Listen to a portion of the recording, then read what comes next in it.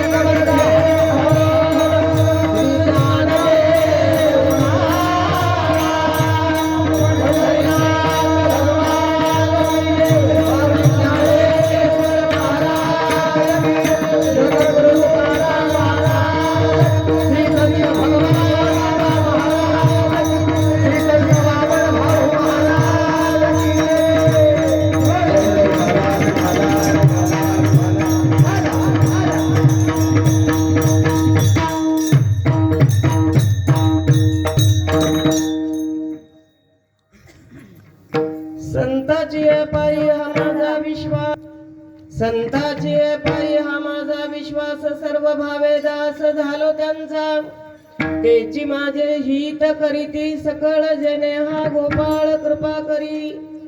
भागलिया माझ वाहातील कडीये, भागलिया माझ वाहातील कडीये, त्यांच्याने जोडे सर्व सुख, तेची माझे हित करीती सकळ जने हा गोपाळ कृपा करी।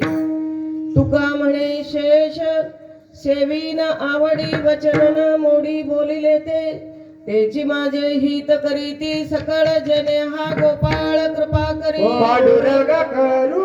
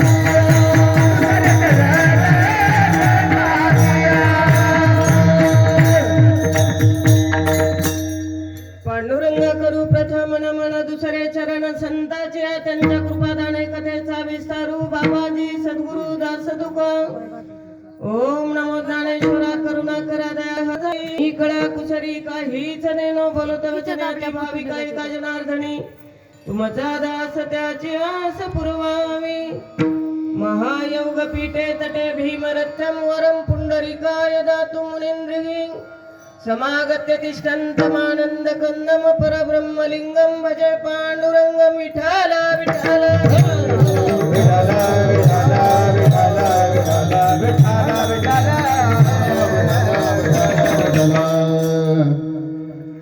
संताचे पायी हा माझा विश्वास सर्व भावे दास झालो त्यांचा तेची माझे हित करीती सकळ जने हा गोपाळ कृपा करी प्रस्तुत प्राप्त प्रसंगी प्राप्त स्थळी पवित्र अशा सेवेसाठी निवडलेला अभंग जगद्गुरु विश्ववंदनीय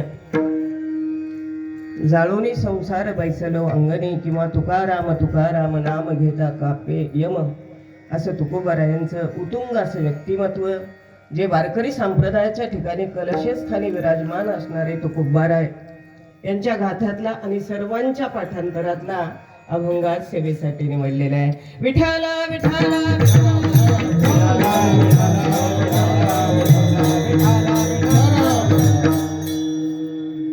प्रतिवर्षाप्रमाणे चालत आलेला अखंड हरिनाम सप्ताह आणि सप्ताहाचं प्रत्येक वर्षीची भव्य आणि दिव्य असं स्वरूप असतं.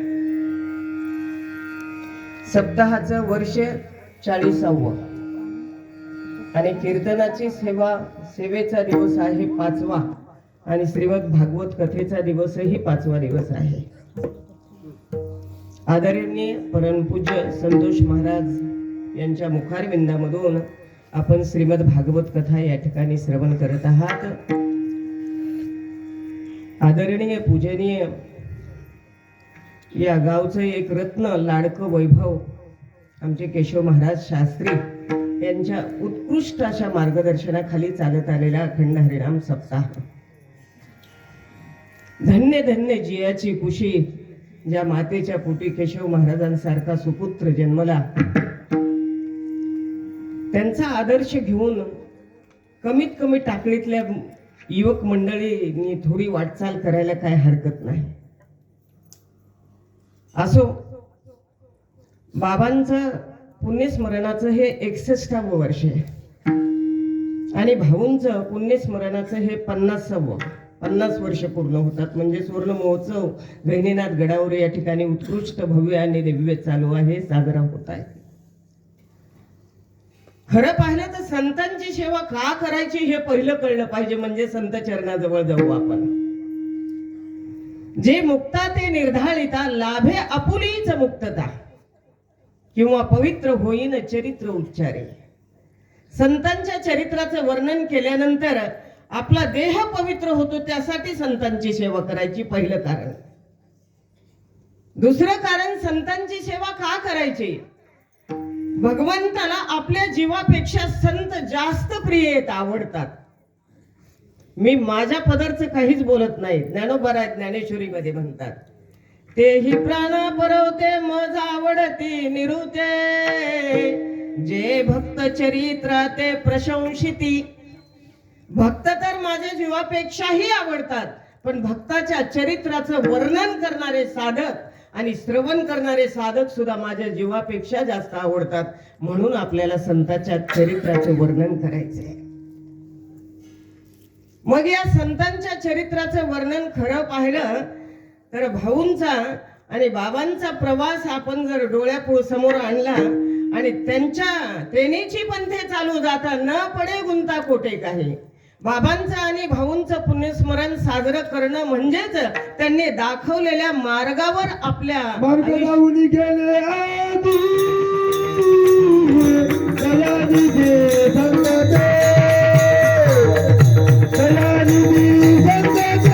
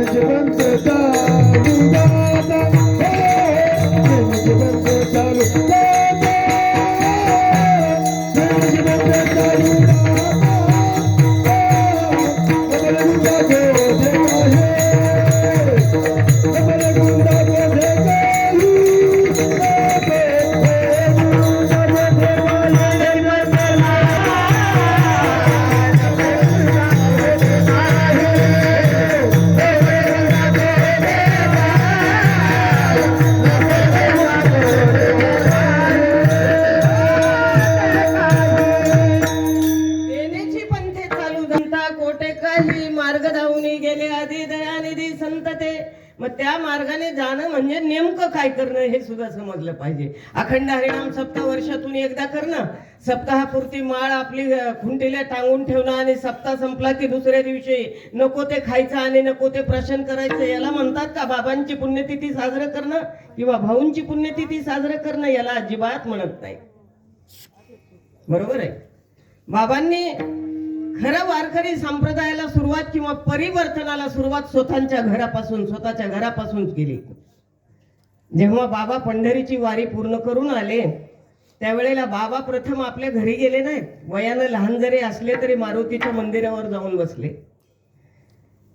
धन्य त्या कौतिकाबाईला आणि तुबाजी पाटलांना काही मित्रांनी जाऊन सांगितलं, तुमचा आबा आलेला आहे. आबा महिनाभर झालं ना आबा कुठे गेला म्हणून तुम्ही शोधत होता, तुमचा आबा मारुतीच्या मंदिराच्या पारावर येऊन बसलेला आहे.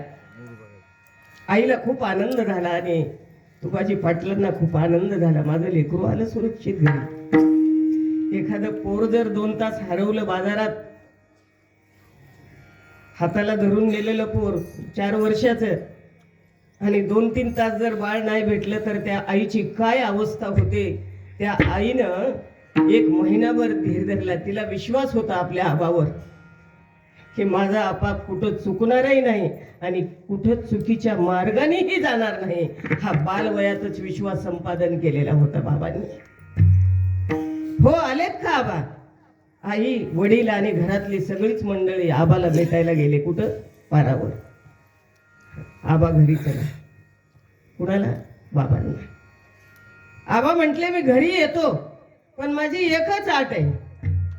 आता आपल्या संप्रदायामध्ये महिला मांस भक्षण करत नाहीत पण पुरुष मात्र करतात. कदाचित त्या काळामध्ये त्या घराण्यातलेही करत असावेत. ज्या अर्थी बाबा म्हटले मी घरी येईल, पहिला आपल्या घरातल्या सर्व माणसांनी जर माळ घातली तरच मी माझ्या घराचा स्वीकार करील, नसता मी चाललो पंढरीला परत. घरातले लहान लहान लेकरं, भावंड, बाबा आबांची चुलत भाऊ, आता परिवार असल्यानंतर सर्वजण आलेच. बाबा आबाजीचं म्हणणं कबूल केलं आणि पहिल्यांदा आपल्या घरातल्या सर्व घराला माळकरी बनवलं आणि माळकरी बनवल्यानंतर वारकरी बनवलं. माळकरी आणि वारकऱ्यामध्ये फरक आहे बरं का.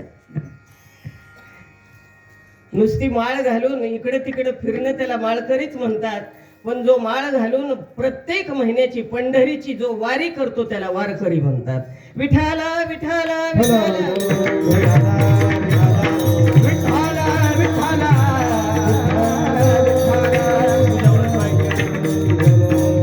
बाबांनी हे परिवर्तन आपल्या घरापासून केलं. ते परिवर्तन आपणही काहीतरी आपल्या आचरणामध्ये आणायला पाहिजे.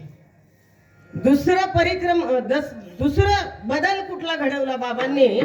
तर हिंसा बंद केली. हिंसा अंधश्रद्धेच्या पोटी देवीच्या समोर म्हणा किंवा ते आता कुठलं गाव आहे, खंडोबा,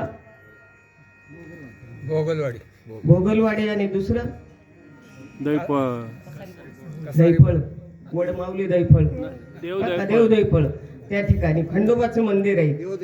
हा, देव दैफळ. त्या ठिकाणी असा रेडा म्हणजे हाल्याचा बळी दिला जात होता.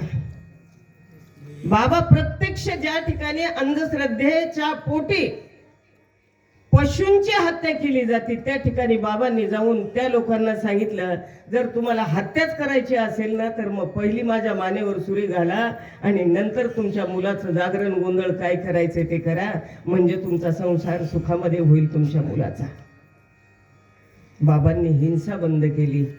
आणि तिसरा संदेश जे बाबांनी दिला ते आपल्या लेकरा बाळांना, आपल्या कुटुंबाला साक्षर करा. 1 एकर जमीन असली तर 1 काकरी जरी नाही राहिली तरी चालेल, पण माझे लेकरं सुशिक्षित झाले पाहिजे, माझा समाज शिक्षित झाला पाहिजे. हम किसी से कम नहीं, ही शिकवण माझ्या बाबांनी दिली. आणि दुसरी शिकवण भाऊंनी फार महत्वाची दिली, स्वतःचं संरक्षण कसं करायचंय ते भाऊंनी शिकवलं. वामन भाऊंनी शिकवलं. असा तडपधार मजबूत असा बांधा भाऊंचा. आणि भाऊंना पाहिल्या बरोबरच माणसं थरथर कापत होते, एवढे स्ट्रिक्ट म्हणजे कडक होते वागणुकीला. आणि भाऊंनी जो बोललेला शब्द आहे तो कधीच अभंग झाला नाही, म्हणजे कधी खोटा ठरलेला नाही. कुणाला शाप दिला ना, शाप सुद्धा खराच होत होता आणि आशीर्वाद दिलेला सुद्धा आशीर्वादही खराच होत होता. ही संतांच्या वाणीमधली ताकद आहे. आजकालच्या कलियुगाच्या संतांच्या वाणीमध्ये ही ताकद येत नाही बरं का. शाब्दिकाचे काम नाही येते, शाब्दिकाचे काम नाही येते, शाब्दिकाचे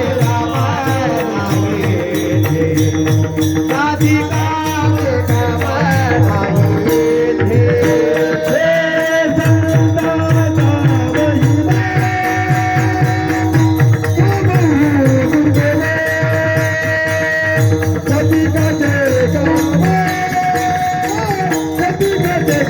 काम नाही येते.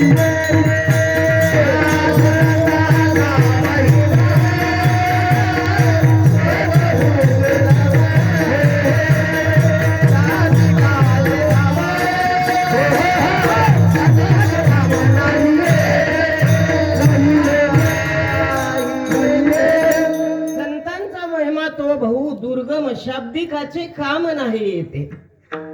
असे संत भेटणं फार दुर्लभ आहे. आणि भेटले तर माणसाला ओळखायला येत नाही.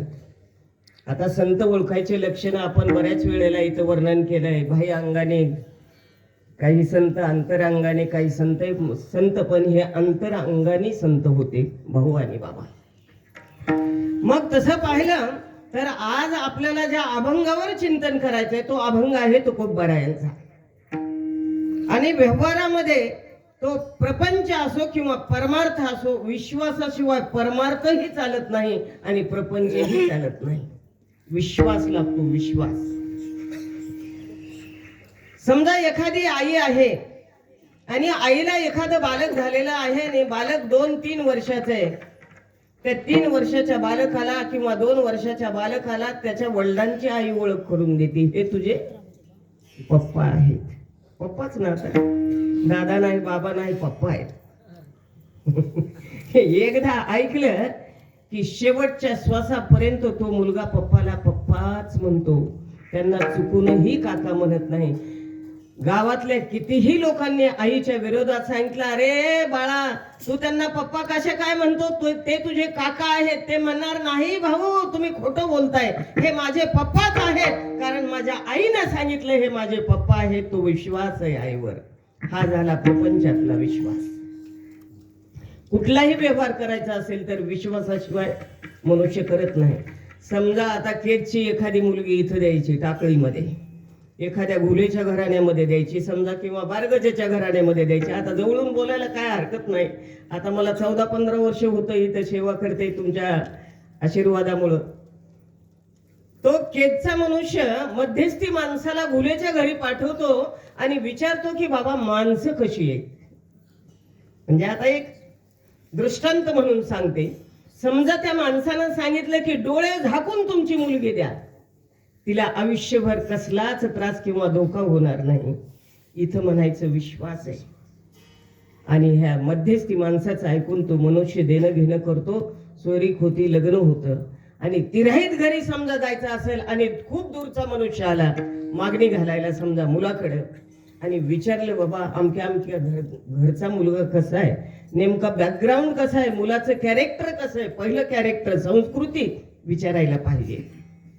काय की बाबा आपल्याला काय माहित नाही, तुमचं तुम्ही बघून घ्या, आपल्याला काही त्याच्याबद्दल डिटेल माहिती नाही. बोलण्यात जर कच्चं वाटलं तर तिथं अविश्वास समजावा माणसाचा. म्हणजे व्यवहार सुद्धा विश्वासाशिवाय नाही आणि परमार्थ सुद्धा विश्वासाशिवाय नाही. मग परमार्थामध्ये जर विश्वास ठेवायचा असेल तर संत सांगतात, पहिला शास्त्रावर विश्वास ठेवा, दुसरा नामावर विश्वास ठेवा आणि तिसरा संतावर विश्वास ठेवा. 3 गोष्टी सांगितल्या. मग शास्त्रावर विश्वास ठेवायचं तर आम्ही ठेवतोय ना शास्त्रावर विश्वास. जे ज्ञानोबा यांनी 16व्या वर्षी ज्ञानेश्वरी लिहिली, जी ज्ञानेश्वरीमध्ये एका एका अक्षरात उभा माझा रमाकांत, ज्ञान होय मूढा अति मूर्ख त्या दगडा, वाचिल जो कोणी जनी त्याची लोटांगणी. अशी ही ज्ञानेश्वरी. ज्याला जो अडाणी आहे, ज्याला अ आ ही वाचता येत नाही, त्यानं जर फक्त त्या ज्ञानेश्वरीवर बोट फिरवले आणि एक जर त्याने आवर्तन केलं त्या ज्ञानेश्वरीचं, आपोआप त्याला दृष्टी ज्ञान होया ज्ञानाचे, ज्ञान होया ज्ञानाचे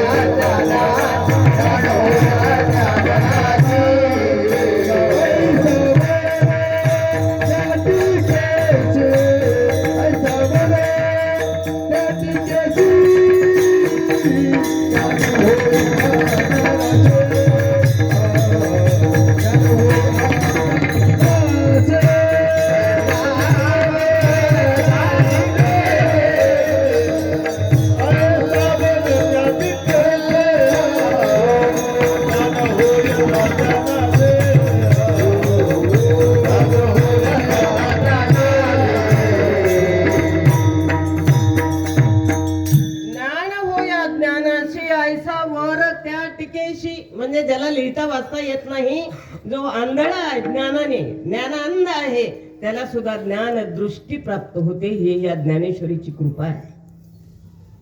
मग ज्या ज्ञानोबरायांनी ज्ञानेश्वरी लिहिली, ती ज्ञानेश्वरी आपल्याला मानवी देहाला प्रत्येक प्रपंचातल्या प्रश्नाचं उत्तर देऊन जाते. अर्जुन जरी माध्यम असले तरी आपल्यासाठी येते उपयोगाचे. अशा या ज्ञानराज माऊलींच्या आई वडिलांनी शास्त्रावर विश्वास ठेवला. जेव्हा निवृत्ती दादा, सोपान काका, ज्ञानेश्वर आणि मुक्ता ही मोठी कलिकलीने झाले आणि ब्राह्मण समाजामध्ये 12 वर्षाच्या आत मौंजी बंधन करावं लागतं किंवा उपनयन संस्कार करावे लागतात. निवृत्ती दादा 11 वर्षाचे झाले. त्याच्या पाठोपाठ ज्ञानेश्वर महाराज आणि सोपान काका ही मोठे झाले आणि विठोबा पंतांना, विठ्ठल पंत कुलकर्णी वडिलांचं नाव, त्यांना प्रश्न पडला की ही संन्याशाची मुलं आहेत म्हणून आपल्याला बहिष्कृत केलेलं आहे आणि उपनयन संस्कार करण्यासाठी बंधन आहे, म्हणजे उपनयन संस्कार करता येत नाहीत मुलांचे.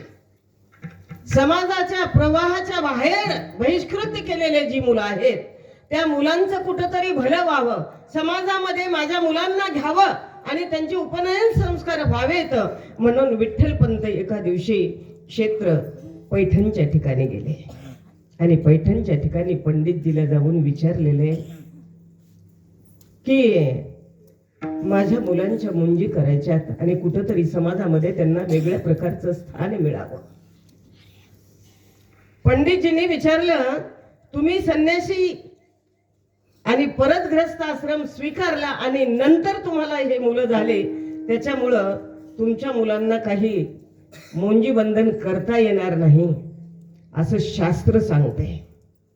हा शब्द ऐकल्याबरोबर स्तब्ध झाले विठ्ठलपंत आणि त्यांच्या पाया पडले. श्री संताची माथा चरणावरी आणि विनम्रतेने त्यांना विनंती केली की रात्रभर कुठलं तरी एखादं शास्त्र पहा आणि माझ्या मुलांना कुठंतरी समाजामध्ये घेता येते का, मुंज करता येते का, उपनयन संस्कार करता येतात का ते पहा आणि नाही जर करता आले तर माझ्या लेकरांना हे महत्वाचं कार्य करण्यासाठी तुम्ही पाहिजे तो आम्हाला प्रायश्चित्त द्या, आम्ही प्रायश्चित्त भोगण्यासाठी तयार आहे.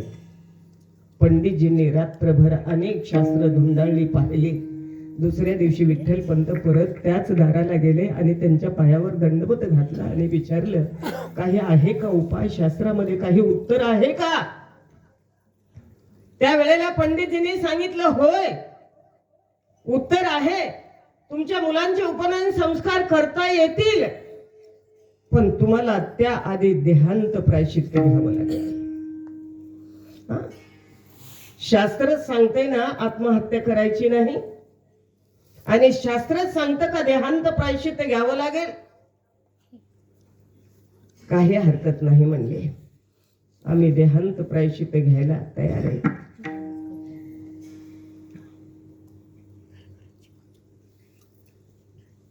कोटी गोहत्या ब्रह्महत्येशी प्रायश्चित्त आहे शास्त्राशी, आत्महत्या घडे ज्या प्राण्याशी प्रायश्चित्त त्याशी असे ना.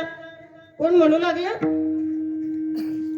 विठ्ठलपंत म्हणू लागले. तरी आम्ही प्रायश्चित्त घ्यायला तयार आहेत, आत्महत्या आमचा देह त्या ठिकाणी समर्पित करण्यासाठी तयार आहेत, पण शुद्धीपत्र द्या तुम्ही. त्यावेळेला ते शुद्धीपत्र पंडितजीने घेतलं पंडितजीकडून आणि आमचे विठ्ठलपंतजी आळंदीच्या ठिकाणी आले. हे चारीही आपली पोटची लेकरं पाहिले आणि देहांत प्रायश्चित्ताचे शब्द एका क्षणाला त्यांना लेकर पाहिले की आठवू लागले, डोळ्याला पाणी येऊ लागलं. पण असं किती दिवस मायेच्या पोटी बसायचं? जेवढे दिवस जास्तील तेवढे दिवस आपल्या लेकरांना जास्त त्रास आहे. म्हणून एका दिवशी रुक्मिणी मातेला म्हणजे पत्नीला सांगितलं की आपल्याला पंडितजीने हे प्रायश्चित्त सांगितलं. कुठलं? देहांत प्रायश्चित्ताचं. आई म्हटली, काही हरकत नाही, लेकरांचं जर कल्याण होत असेल तर बाप आपला जीव सुद्धा घाण ठेवायला तयार असतो. लेकुराचे ओढी बाप कर जोडी,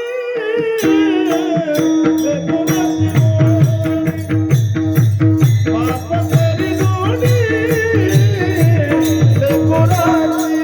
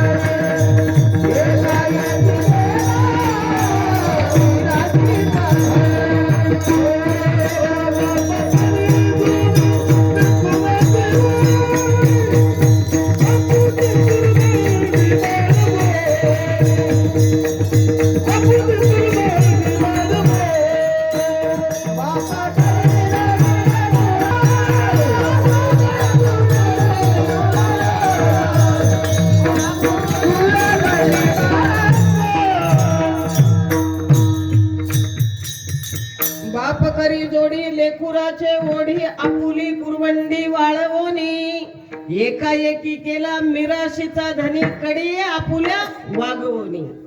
म्हणजे बाप लेकरासाठी काय करत नाही. आपण सर्वजण जेवढे बाप झालेत त्यांना माहित आहे.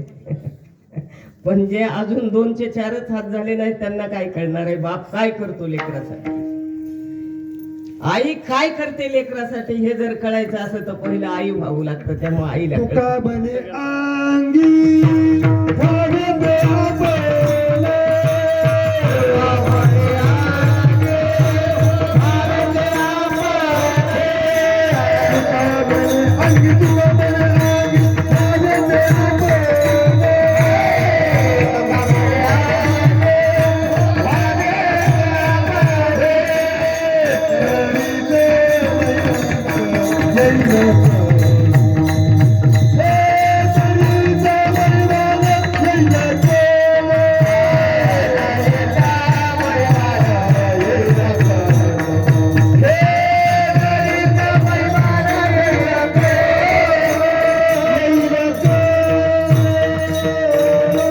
तुका बने अंगी भावे दे आपले महिमान येईल कळो. म्हणजे तिथे गेल्याशिवाय आपल्याला त्याचा अनुभव येत नाही. असो आई काय करते आपल्याला माहित आहे. आई गर्भाशयात असताना लेकराला त्या अर्भकाला गर्भाशयातल्या आपल्या मांसातल्या मांसपेशी देते, आपल्या रक्तातल्या रक्तपेशी देते. आपण जो प्राणवायू घेतलेला आहे त्या प्राणवायू मधला प्राणवायू देते. म्हणजे आई काय देत नाही म्हणजे सर्वच आई त्या लेकराला देऊन टाकत असते. ती आई म्हणते लेकरासाठी प्राण गेला तर काय हरकत आहे. म्हणून ते पत्र घेतलं आणि एका दिवशी रात्री 1 वाजता निवृत्ती दादा, सोपान काका आणि ज्ञानोबाराज आणि मुक्ताई 4ही भावंड एका लाईन मध्ये झोपवले होते. आणि एक पत्र घेऊन त्या पत्रावर विठ्ठल पंतजींनी लिहिलेलं होतं काहीतरी. ते आता दुसऱ्या स्टेप मध्ये सांगते. पत्र घेतलं आणि ते लिहिलेलं पत्र निवृत्ती दादाच्या उशाला ठेवलं आणि रात्री 1 वाजता आई आणि वडिलांनी इंद्रायणीच्या ठिकाणी जाऊन आपला देह विसर्जित केला. बांधल्या पेंडीचा तुटला शेळा, तृण रानू माळा पांगले शे. मायबाप गेल्यानंतर कुणाचा आधार आहे लेकरांना? लेकरं पोरकी झाली. एवढे दिवस कुणीतरी दारात उभं राहून मधुकरी देत होती, पण आता तर मायबाप गेल्यानंतर हे पोरं दिसली ना, पाहिल्याबरोबर आम्हाला विटाळ होईल म्हणून पटापट दरवाजे बंद करायचे आणि जाऊन आतमध्ये स्नान करायचं. आळंदीच्या लोकांनी, जी लोक त्यांचे नाव घेऊन आज अब्जावधी आहेत, अब्जावधी ज्यांनी त्रास दिलाय ते. सकाळी हे 4ही भावंड उठले पटापटा आणि पाहतात तर आई वडील कुठंच नाहीत. सोपान विचारतो, ज्ञाना विचारतो, मुक्ताई विचारते निवृत्ती दादाला, दादा दादा आई बाबा कुठे गेले, कुठे गेले? दादा म्हणतो काय सांगू मी आता, आई बाबा कुठे गेले, मी झोपेत मतो. ज्या वाकळा वगैरे अंथरून टाकलेलं होतं ते अंथरून गोळा केलं, डबडबल्या डोळ्याने रडत रडत आपल्या उशाला जे उशी होती ते उशी खाली पाहिलं तर एक पत्र लिहिलेलं होतं. त्या पत्रामध्ये लिहिलेलं होतं, सांभाळ सांभाळ निवृत्ती माझे बाहेर नेनती. तू मोठा आहेस रे, बापाच्या ठिकाणी आहेस निवृत्ती, तू समजदार आहेस आणि माझे हे नेनते लेकरा आता तू सांभाळ. हा शेवटचा आदेश आई बाबांनी दिला आणि तुमच्या भल्यासाठी आज आम्ही इंद्रायणीमध्ये देहांत प्रायश्चित्त घेतो. हे शेवटची वळ लिहिली आणि पत्र बंद करून टाकलं.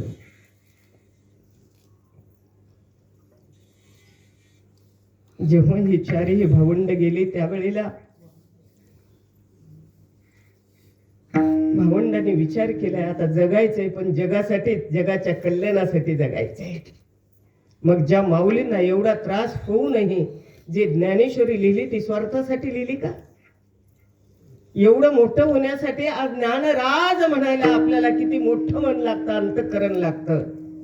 त्या ज्ञानराजांना एवढं मोठं ह्या वारकरी संप्रदायाच्या इमारतीचा पाया भक्कम करण्यासाठी आपले स्वतःचे मायबाप गमावं लागले. माझा दृष्टांत संपलेला आहे इथं. ज्या शास्त्रावर विश्वास ठेवून मायबापांनी आपलं देहांत प्रायश्चित्त घेतलं आणि लेकरांना मोकळा मार्ग करून दिला. विठ्ठला विठ्ठला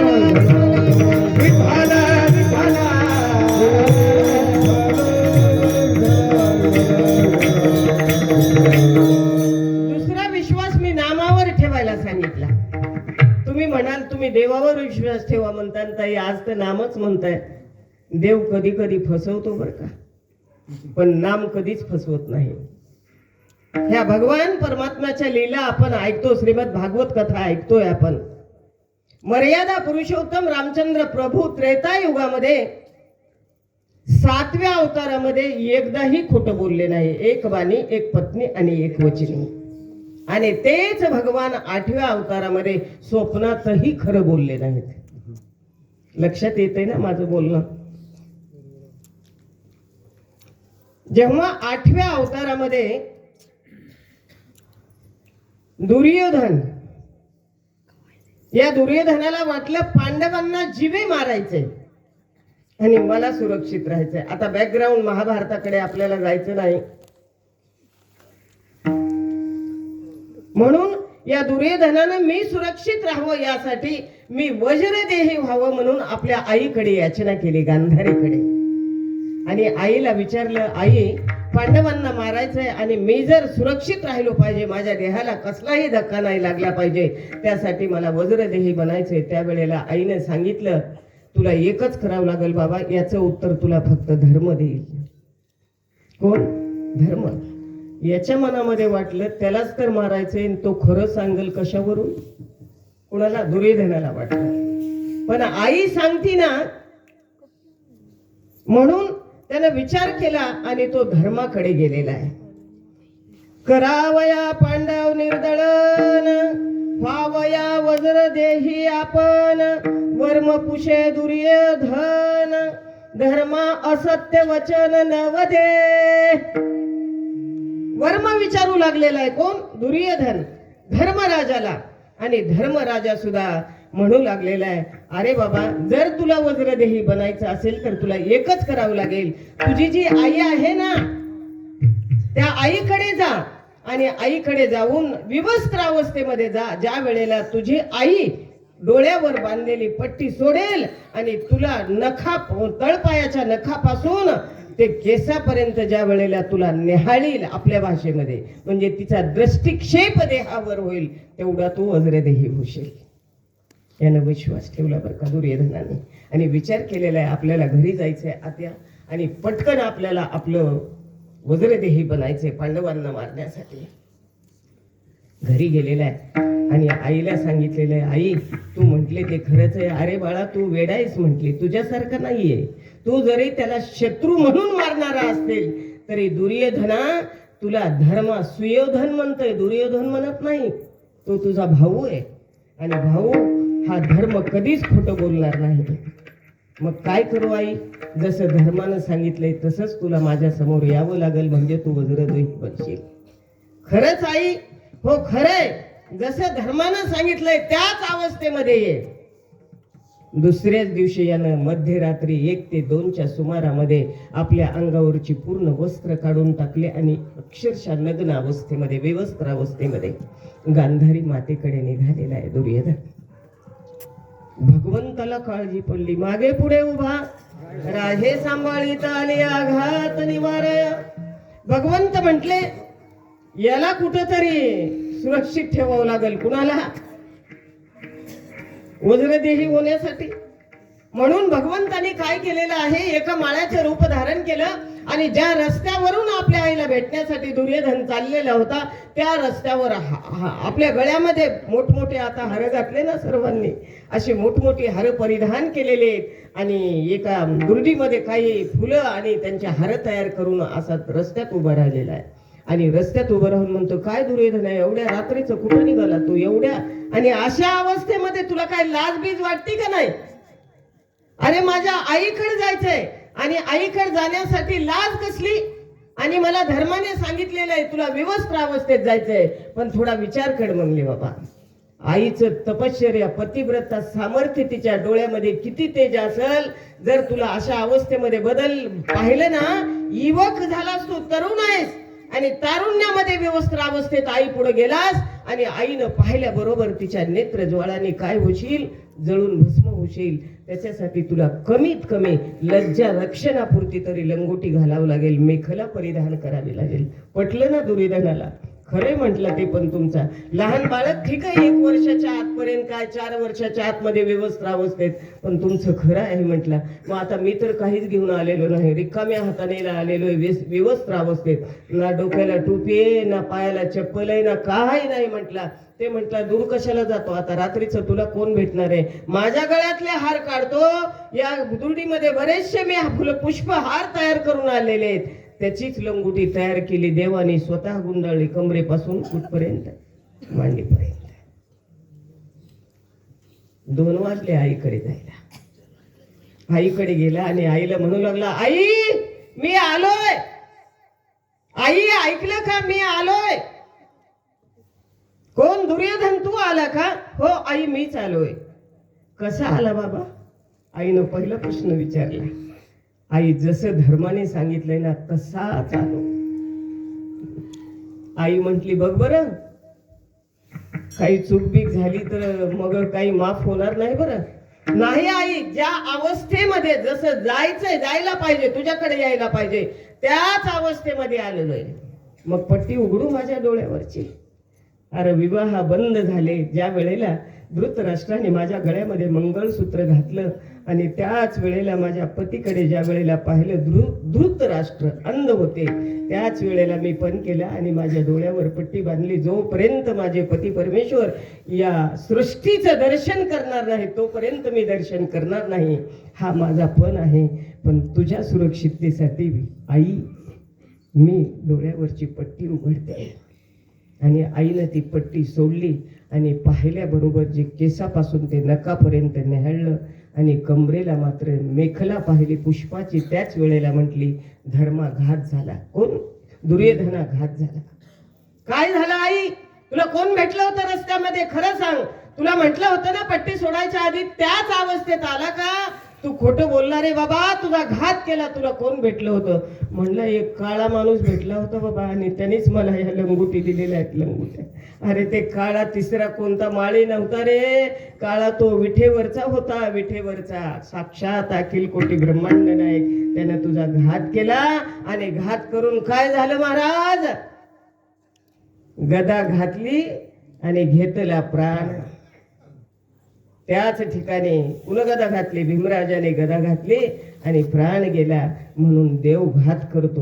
म्हणून देवापेक्षा नामीपेक्षा नाम श्रेष्ठ आहे. नाम श्रेष्ठ आहे. मग नाम श्रेष्ठ कसं आहे ते एकदा पाहू आणि मग पुढे जाऊ आपण. विठाला विठाला विठाला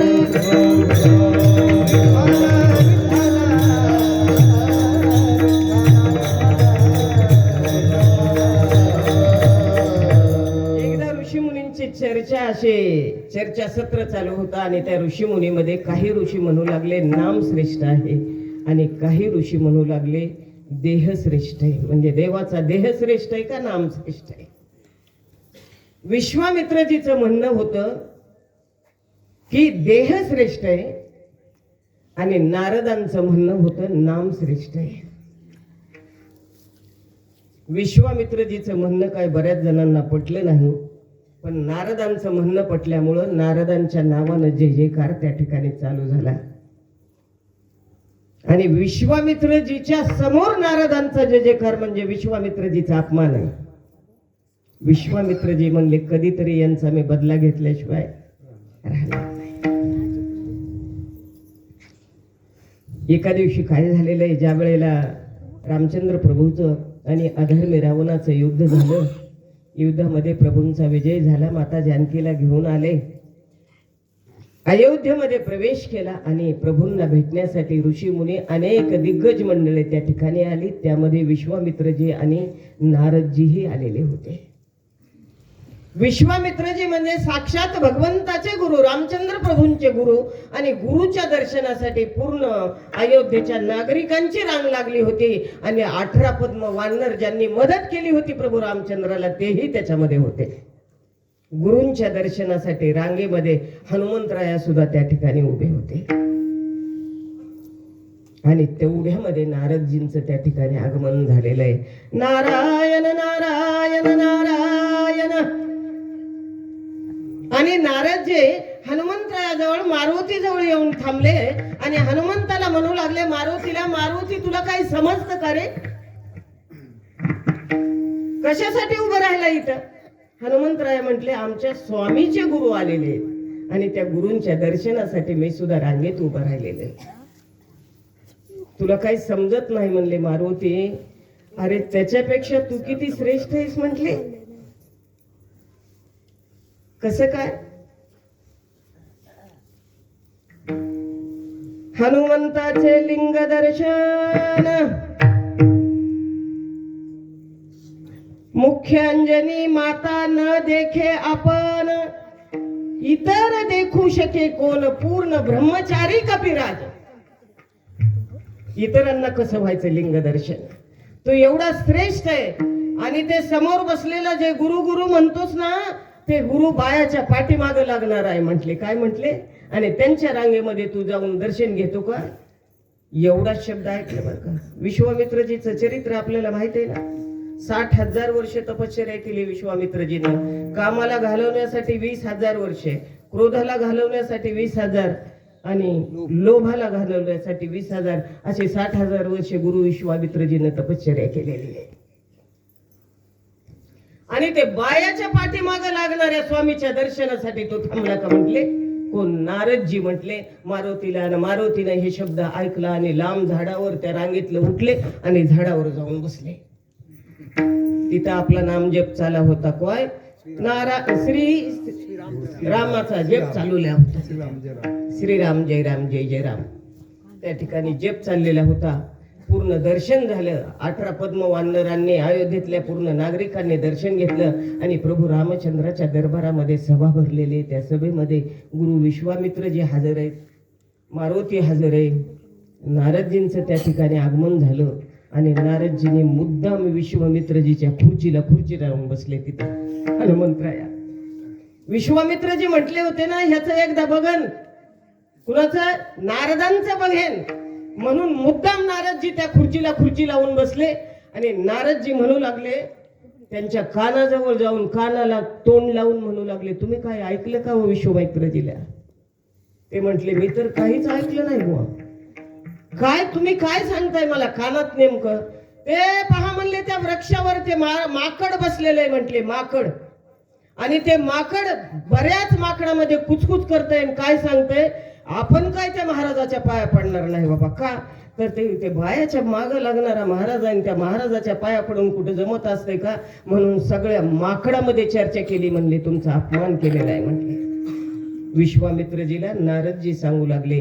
हे शब्द विश्वामित्रजींना ऐकले. सभेमधून ताडकन उठले आणि प्रभू रामचंद्राकडे गेले आणि म्हटले, आत्ताच्या आता निघालो माझ्या घरी. म्हटले, तुझी सभा जाणं आणि तू जाणं.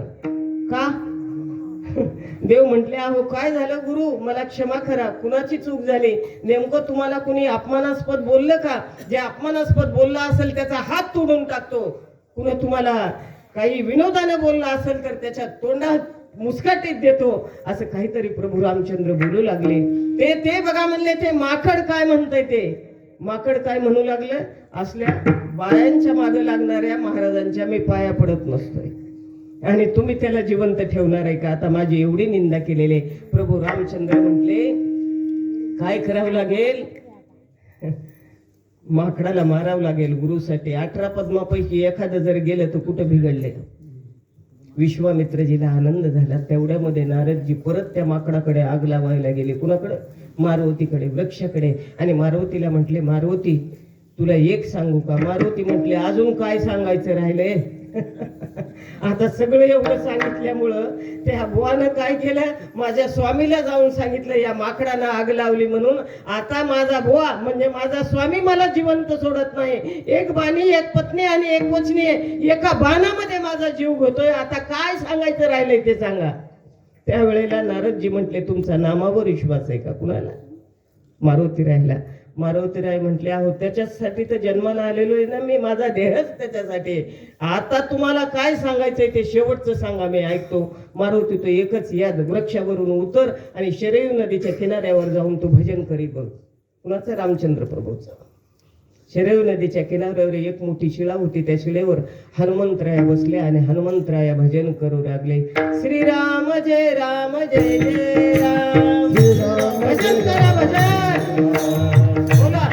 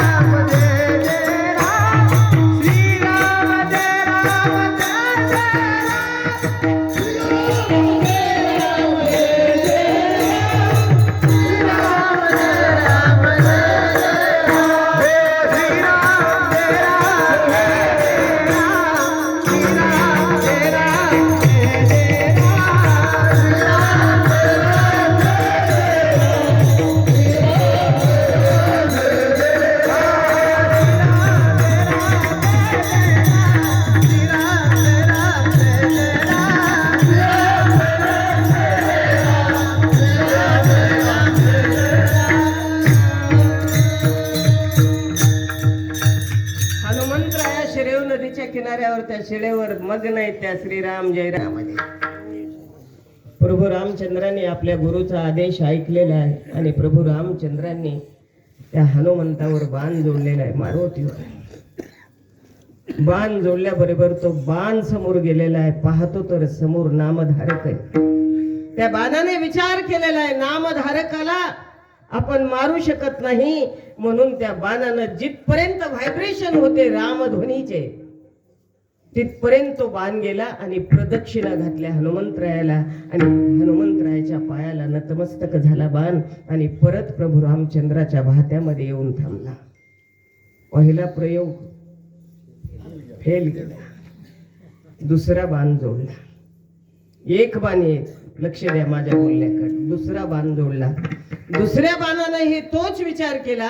हनुमंतरायाला प्रदक्षिणा घातल्या, विनम्र अभिवादन केलं निर्जीव बाणानं आणि परत भात्यामध्ये येऊन बसला.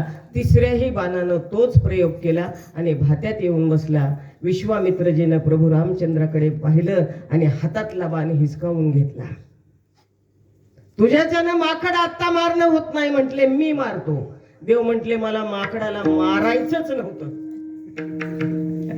ज्या माकडानं सीतेची शुद्धी आणली आणि आमची जोडी एकत्र केली, त्या माकडाच्या उपकारातून अपकार करून मी कृतज्ञता व्यक्त करू का, कृतज्ञ होऊ असा विचार करू लागलेले. मला माकड मारायचं नव्हतं. माझा दृष्टांत संपला. नामावर विश्वास ठेवल्यामुळं जो निर्जीव बाण आहे तो बाण सुद्धा नामावर विश्वास ठेवतो आणि नामधारकाला नतमस्तक होतो. मग आपण तर तोंड आपलं, पण नामस्मरण करायला वेळच नाही. मी नेहमी सांगत असते, हातामध्ये काम, मुखामध्ये राम आणि हृदय, मुखामध्ये नाम, कामामध्ये काम, काही बघा राम राम. जाई राम राम, सुख होईल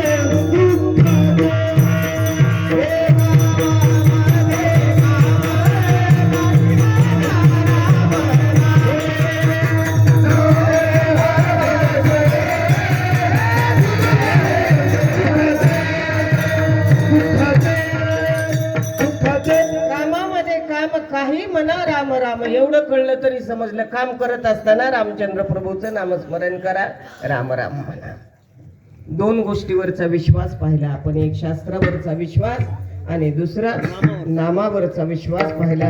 आज तिसरा विश्वास कुठं ठेवला? संताची बाई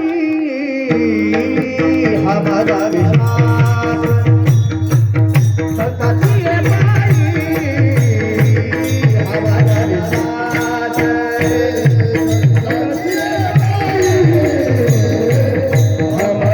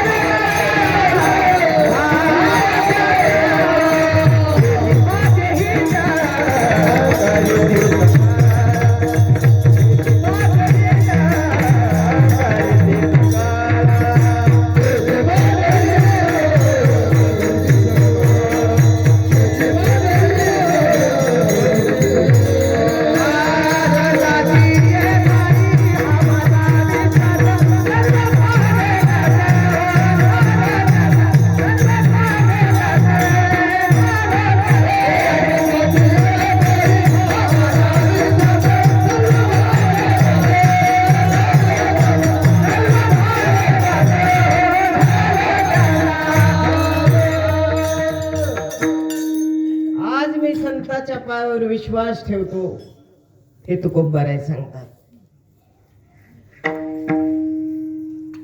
कलियुगातले संत काही वेगळेच आहेत बर का. आईसे संत होती कली, तोंडी तंबाखूची नळी. मी नाही म्हणत बाबा, तुकोबाराय म्हणतात. स्नान संध्या बुडविली, पुढे भांग ओढाविली. भांग बुरखा हे साधन, पचनी पडे मध्यपान. तुका म्हणे अवघे सोंग, तेथे कैसा पांडुरंग. वरी भगवा झाला नाद, वश्य अंतरी केला. त्याची म्हणून कधी कधी विसरलेला बाबू हे.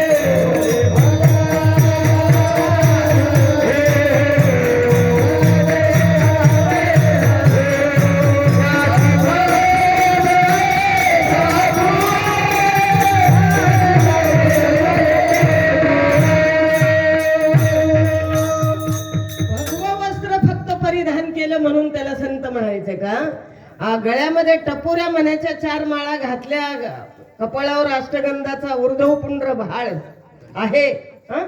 पांढरे शुभ्र कपडे आणि फक्त पंढरीची वारी करतो म्हणून संत म्हणायचे का? ज्यांचा हेत विठ्ठल हे ज्यांचा हेत विठ्ठल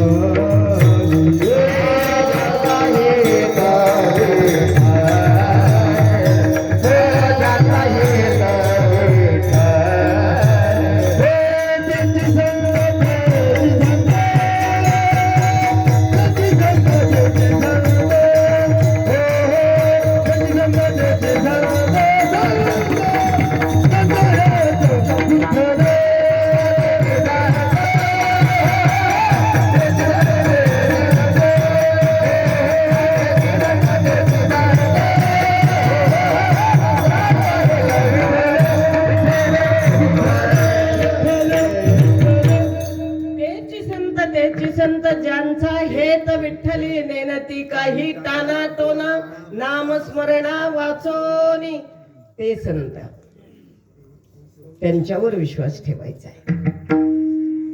मग विश्वास कुणी ठेवला नेमका?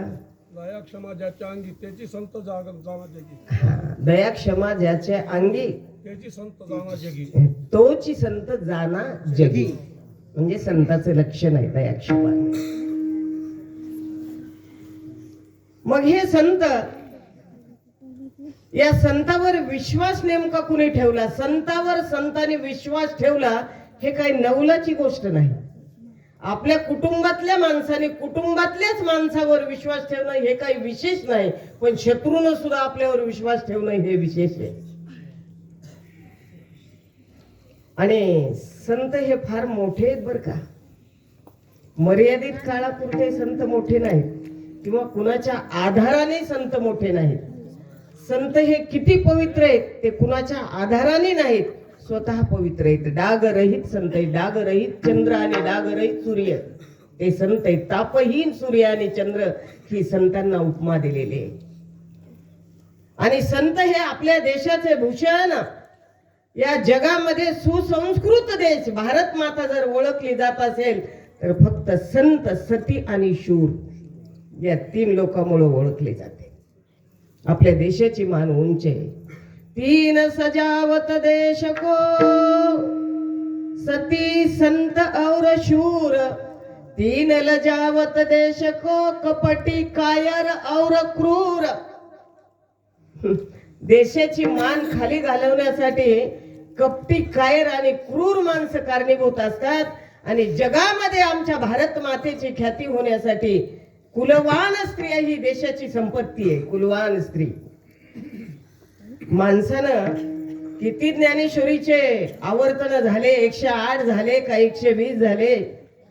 गाथा पूर्ण पाठ आहे का? ज्ञानेश्वरी पूर्ण पाठ आहे का? या गोष्टीपेक्षा त्या माणसाचा आचरणाचा अंक जास्त महत्वाचा आहे. तुम्ही 4च अभंग पाठ करा पण आचरणाचा अंक घसरू देऊ नका. त्याला म्हणतात संत, त्याला म्हणतात तेनेची पंथे चालू जातात.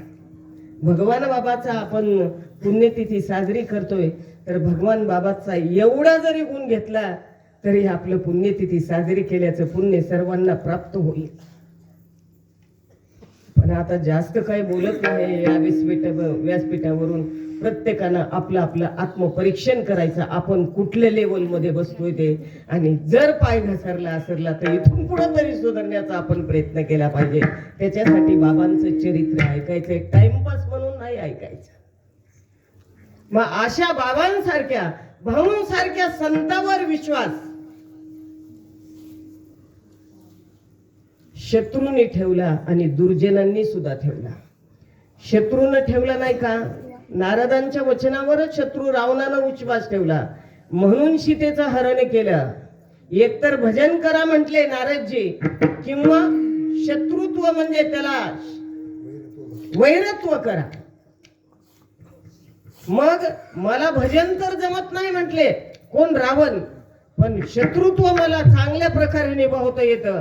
मग भगवंताशी वैर घ्यायचा असेल तर भगवंताची आवडती वस्तू आहे तिचा हरण करावं लागेल. मग सर्वात जास्त कोण असतं बरं? पतीची पत्नी आणि पत्नीचा पती. हम दो हमारे दो होईपर्यंत मग मात्र डिव्हायडेशन होतं प्रेमाचं. बरोबर आहे ना. मग भगवंताची सर्वात जास्त आवडती आणि जवळची वस्तू जर कोण असेल तर धर्मपत्नी तिचंच हरण केलं रावणानं. रावण काय मूर्ख नव्हता सीतेचं हरण करायला. जेव्हा पंचवटीमध्ये भिक्षा मागण्याच्या निमित्तानं रावण आला होता त्यावेळेला सुद्धा प्रभू रामचंद्राच्या एका बाणानं रावणाचा उद्धार झाला असता. पण रावणानं विचार केला मला एकट्याला उद्धारून जायचं नाही, माझी पूर्ण लंका आणि माझं कुळ उद्धार झाला पाहिजे. याच्यासाठी काय करू. त्यावेळेला नारदांनी सांगितलं होतं तुझा जीव गेला तरी सीतेला वापस देऊ नको आणि प्रभू रामचंद्राला शरण जाऊ नको. हे नारदाच्या वचनावर विश्वास ठेवला आणि प्राण जाईपर्यंत सीतेला वापस दिले नाही. इंद्रजितानं समजावलं, कुंभकर्णानं समजावलं, मोठे मोठे मंत्री होते त्या लंकेमध्ये, त्या मंत्र्यांनी समजावलं, शेवटी मंडोदरीनं सुद्धा समजावलं. मंडोदरी म्हणू लागली आपल्या पतीला एका दिवशी, हे पती मला मध्यरात्री एक स्वप्न पडलं आणि त्या स्वप्नामध्ये काय झालं आहे का स्वप्न कुणाला पाठ. मंदोदरी बोले रावणा पती स्वप्न देखील स्वप्न मी देखील मध्यरात्री वानर मिळाले किती शिळा सागर शिळा सागर बांधिला. नेनो वानर मिळाले किती शिळा सागर बांधिला. आणि शिळा सागर बांधून त्यामध्ये कोण होते अवघे 18 पद्म वानर आणि त्यामध्ये दोन धनुर्धर वीर होते. दोघे धनुर्धर वानर करून आलं पहिले सागर एका परिचय करण्यावर बोलत. वा वा शाबास. टाळी वाजवा बाबासाठी. वा रामायणातले ओवे.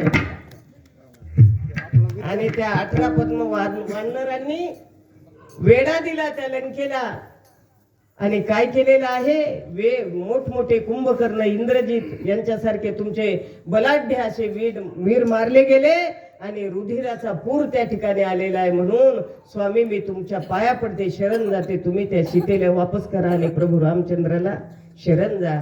त्यावेळेला रावणाने एकांतात मंडोदरीला बोलवून घेऊन घडलेली घटना सांगितली. नारदांनी हे सांगितल्यामुळं मी आता जे सांगितलं ती गोष्ट सांगितल्यामुळं मी सीतेला परत देत नाही आणि प्रभू रामचंद्राला शरण जात नाही. मला म्हणायचंय रावणाचा सुद्धा विश्वास आहे, तसंच दुर्जन वाल्या कोळ्याचा सुद्धा विश्वास आहे नारदांच्या वाक्यावर.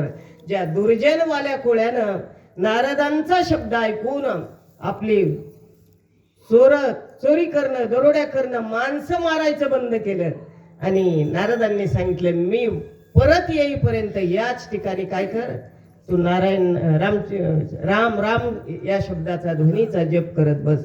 12 वर्षानंतर नारदजी ज्या वेळेला त्या प्रवासाला आले त्या ठिकाणी त्यावेळेला वाल्या कोळ्याच्या देहावर वारुळ वाढलेलं होतं, मोठं वारुळ वाढलेलं होतं. त्या वारुळामधून ध्वनी येऊ लागला राम राम राम. आणि त्या ठिकाणी उकरून पाहिलं त्यावेळेला हा वाल्या कोळी दिसला. तो वाल्या कोळी आमच्या नारदांच्या वचनावरून राम राम या शब्दावरून काय करू लागला, रामायण लिहिलं. लिहिले रामायण रामा आदी रामा आदी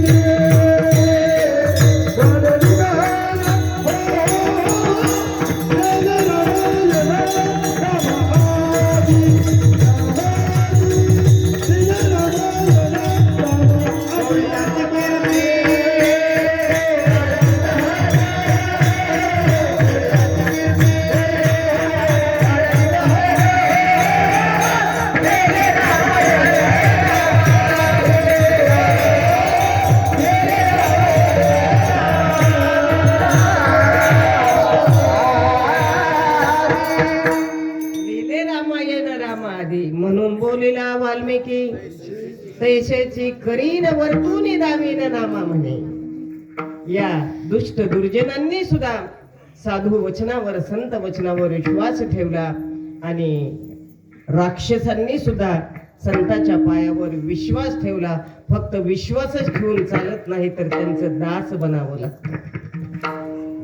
म्हणजे त्यांची सेवा करावी लागते. सेवा करणं म्हणजे काय? त्यांचं संतांच्या पायाची पीठ बसणं का घरी जाऊन? त्याला सेवा म्हणत असतात का? सेवा म्हणजेच देण्याची, पण ते चालू जातात. जे भांडवल दिलेलं आहे माझ्या तुकोबारायांनी गाथा दिली, ज्या ज्ञानराज माऊली ज्ञानेश्वरी दिली, या ज्ञानेश्वरीची सेवा करणं आणि गाथ्याची सेवा करणं म्हणजे संतांची सेवा करणं. कशी करायची? तनु मनी जीवे चरणाशी लागावे, गर्वता करावे दास्य सकळ. काही जण म्हटले तुमचं ऐकलं, संतांच्या पायावर विश्वास ठेवला आणि आम्ही सेवाही केली. त्या सेवेचा आम्हाला त्याची माझे हित करी ती सकळ, त्याची माझे हित करी ती सकळ, माझे हित करी ती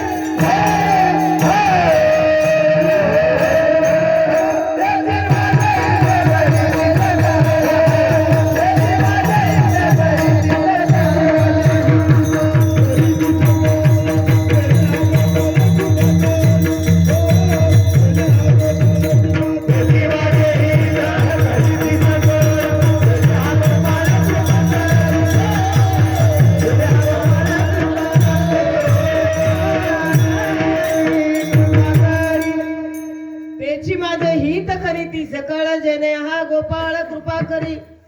दोन प्रकारचं हित आहे, एक आर्थिक हित आणि परमार्थिक हित. जे मायबाप मुलांना जन्म देतात ना, ते फक्त आर्थिक हित करत असतात मुलाचं. देहाच्या कल्याणाचा विचार करतात मायबाप, आणि संत मात्र जीवाच्या कल्याणाचा विचार करतात. जे मायबापांनी आपल्या कुटुंबाने आपल्यासाठी जे हित केलेलं आहे, ते हित तात्पुरतं आहे, नाशिवंत आहे. आणि नव्हे नव्हे आपण गेल्यानंतर आपले मुलं बाळ, आपले बंधू, आपले भाऊ, कुणीच आपल्या बरोबर 1 रुपया जो कपाळाला लावलेला आहे ना, ते सुद्धा राखेमध्ये जळून भस्म होतो. आणि चुकून जर एखाद्याच्या कानामध्ये बाळी राहिले असेल तर आंघोळ घालताना खुनवा खुनवी चालू होती.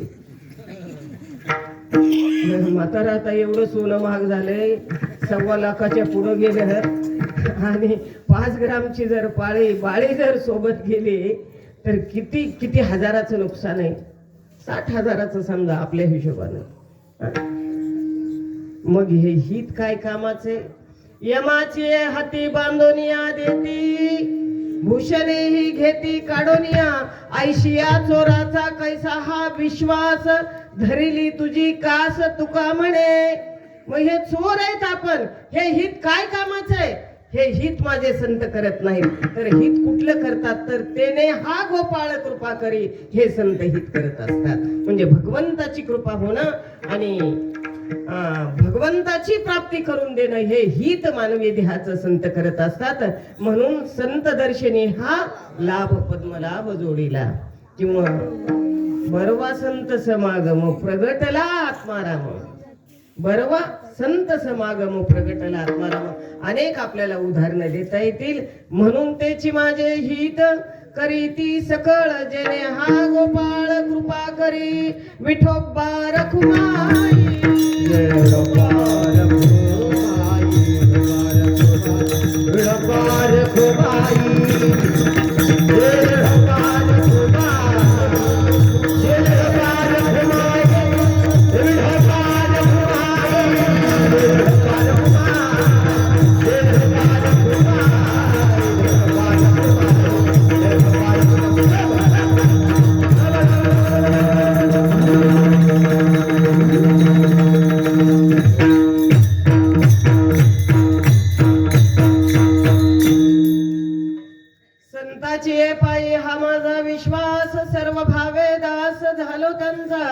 तेची माझे हित करीती सकळ जेणे हा गोपाळ कृपा करी भागलिया मज वाहातील कडिये त्यांची अने जोडे सर्व सुख भागलिया मज वाहातील कडिये म्हणजे कडेवर घेऊन चालतात का आपल्याला संत नाही.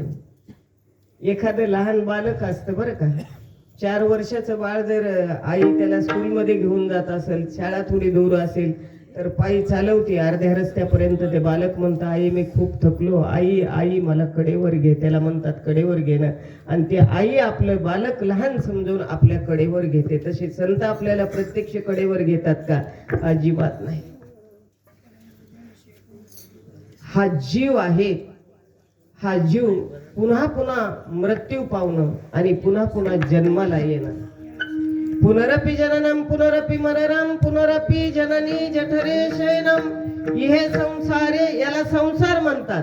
मग पुन्हा पुन्हा जन्माला येणं, पुन्हा पुन्हा मृत्यूचं दुःख सहन करणं आणि पुन्हा पुन्हा गर्भाशय म्हणजे नरकवासाचं दुःख सहन करणं, याच्यामुळं हा अखंड सायकल चालू असल्यामुळं हा जीव जन्मनं मरणं जन्मनं मरणं ह्याच्यामुळं थकून गेलेला असतो. हा जीव थकणं म्हणजे शिनून जाणं, शिन्न भागणं याला म्हणतात. मग भागलिया मज वाहतील कडिये म्हणजे या भागलेल्या जीवाला जन्म मृत्यूच्या फेऱ्यामधून सुटका करतात, म्हणजे मुक्त करतात, त्याला म्हणतात भागलिया मज वाहतील कडिये. मग या संतांना कुठल्याही प्रकारानं आपण शरण गेलं तर काय होतं? जन्म मृत्यूच्या फेऱ्यामधून आपली सुटका होतं. भलतिया भावे शरण जाता भेटी पाडी तसे तुटी जन्मव्याधी. कुठल्याही प्रसंगानं आपण जर या संतांच्या पायावर शरण गेलो, त्यांना शिव्या जरी देऊन आपण त्यांच्या पायावर शरण गेलं तरी संत आपल्याला जन्म मरणातीत करत असतात, म्हणजे या फेऱ्यातून मुक्त करत असतात. त्याला म्हणतात भागलिया मज वाहतील कडिये त्यांचे अने जोडे सर्व सुख ज्ञानेश्वर माऊली. महाराज ज्ञानेश्वर माऊली महाराज महाराज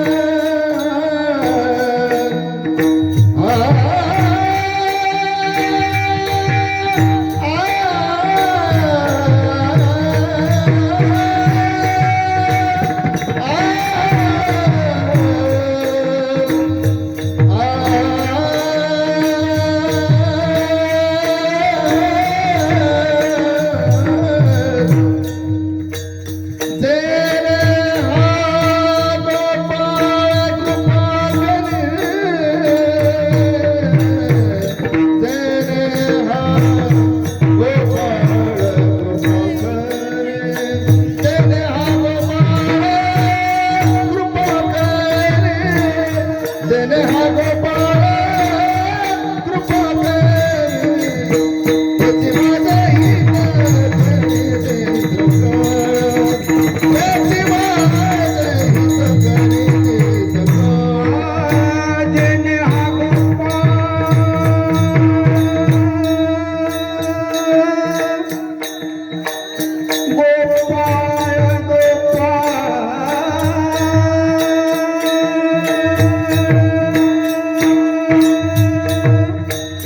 जेने हा गोपाळ कृपा कर, कृपा कर, कृपा करी, जेने हा गोपाळ कृपा करी, जेने हा गोपाळ कृपा करी, जेने हा गोपाळ कृपा करी, जेने हा गोपाळ कृपा करी, माझे हित करी सकाळ, माझे हित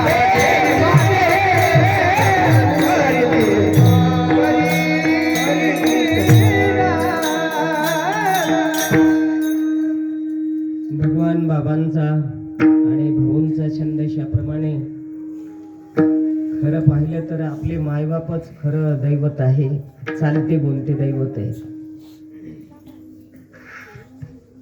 माता प्रत्यक्ष लक्ष्मी आपण, पिता स्वयमेव नारायण.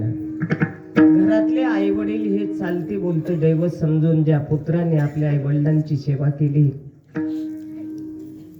त्या पुत्राला पुंडलिक राहायला भेटण्यासाठी अखिल कोटी ब्रह्मांड नायक ज्या प्रभूंना 8व्या अवताराला पूर्ण विराम देऊन पंढरीमध्ये यावं लागलं.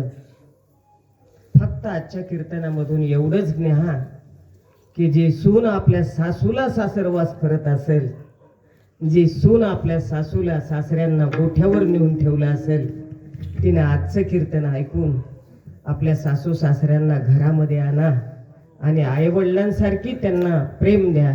निश्चितच ती सासू आणि सासरा तुम्हाला मुलीचं प्रेम दिल्याशिवाय राहणार नाही. जर म्हातारपणी आपल्याला आपल्या सुनेनं नीट सांभाळावं असं वाटत असेल तर तुम्ही आपल्या सासूला आधी नीट सांभाळा, म्हणजे तुमची सून तुमच्या म्हातारपणामध्ये आणि तुमचा लेक तुम्हाला चांगलं सांभाळेल. जे पेरलेलं आहे ते उगवत असतं, म्हणून चांगली पेरणी करा म्हणजे चांगले फळं तुम्हाला म्हातारपणी खाण्यासाठी मिळतील. हा पहिला संदेश. दुसरा संदेश बाबांच्या म्हणण्याप्रमाणे पवित्र अशी तुळशीची माळ घाला. आपण पशु नाहीत मांसाहार करण्यासाठी, आपण मनुष्य आहोत. म्हणून आपल्याला जो आहार दिलेला आहे भगवंताने तोच आहार करा आणि कुठलंही मद्यपानासारखं कुठलंही व्यसन करू नका. आणि पंढरीची वारी महिन्याला करा.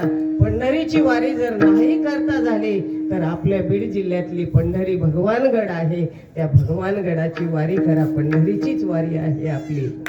एवढे जरी आपण नियम पाळून आपल्यामध्ये वर्तनात बदल केला तर निश्चितच बाबांची आणि भाऊंची पुण्यतिथी आपण खूप थाटामाटात दिमाखात साजरी केली. माझ्या भाऊंना आणि बाबांना सुद्धा त्या ठिकाणी पांडुरंगाच्या ठिकाणी भरपूर असा आनंद होत असेल. हा टाकळीचा सोहळा पाहून सोहळा भरपूर जमतो, पण आचरणही तसं आपलं सुधारायला पाहिजे या मताचे. माणसं बनियनला इस्त्री करत नाही, शर्टला मात्र इस्त्री करतात. बनियनला इस्त्री करणं गरजेचं आहे. अंतर्यामी बघा आपण कसे आहोत ते. एवढा 5-6 लाख रुपये तरी कमीत कमी खर्च या 9 दिवसाच्या सोहळ्यामध्ये होत असेल. काही उग विनाकारण तुमच्याकडे पैसे जास्त झाले म्हणून तुम्ही इकडे खर्च करतायत का? तसं काही नाही ना. अहो आपल्यामध्ये बदल झाला पाहिजे. Not to be, not to do, to be म्हणजे बनलं पाहिजे. काही केल्याने संत बनत नाही, बहिरंगाने संत बनत नाही. आमच्या आचरणात वृत्तीत बदल करणं म्हणजे परमार्थ आहे. म्हणून तेनेची पण ते उत्कृष्ट असं सुंदर असं नियोजन, उत्कृष्ट अशी माईक सिस्टीम सुंदर दिली. तुमच्या चरणी मनोभावे वंदन. नंतर गायक काय एकाहून एक महाबळी आहेत सर्वजण. या सर्वच गायकांच्या चरणी माझं मनोभावे वंदन. उत्कृष्ट असे दोन्हीही पखावज वादक सुंदर अशी साथ दिली. मला खरं पाहिलं तर काहीच येत नाही, फक्त व्यासपीठावर प्रवचनासारखं आपलं तुम्हाला प्रबोधन करण्याचा प्रयत्न करते. मी कुठं भजन शिकलेली नाही, कुठं कीर्तन शिकलेली नाही, पण या टाकळी गावाचं प्रेम आहे, प्रेमामुळं मला ते बोलवतात आणि त्यांच्या प्रेमाला कुठंही तडा जाऊ नये. जोपर्यंत माझ्या या वाणीमध्ये ताकद आणि शरीरामध्ये उभं राहण्याची ताकद आहे, तोपर्यंत तुमची सेवा करण्याची भगवंतांनी मला संधी द्यावं, हीच भगवान चरणी, भगवान बाबांचे चरणी, भाऊंचे चरणी मी विनम्र अशी प्रार्थना करते आणि माझ्या वाणीला पूर्ण विराम. विठ्ठल जय